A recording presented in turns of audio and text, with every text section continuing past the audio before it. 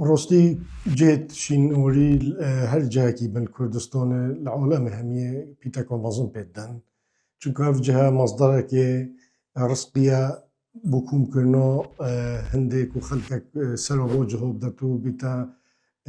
مصدره که رزقی بو خلق منطقه وكدي اف جهه بتا جهه که دلالت حضارات في جهيه کو افي جهي چند كفناتيا هيو و چند تاريخ کو باشه هي وكي ام بینین مثلا اومدی اکشواج هایا ویرا ما گلک آثارتین اکشون اوا آثار ام عادی ام لراستیون مخابنی و وقتی هند بینن کو پیتا کاسو پناهت یادان کو بیتا جهه که جذبه بو خلق کی بهن کش نخو و خلق منطقه استفاده جب کتن و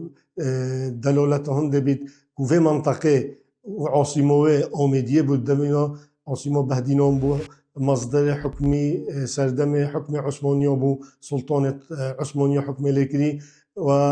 أبا بو هند زفريت كو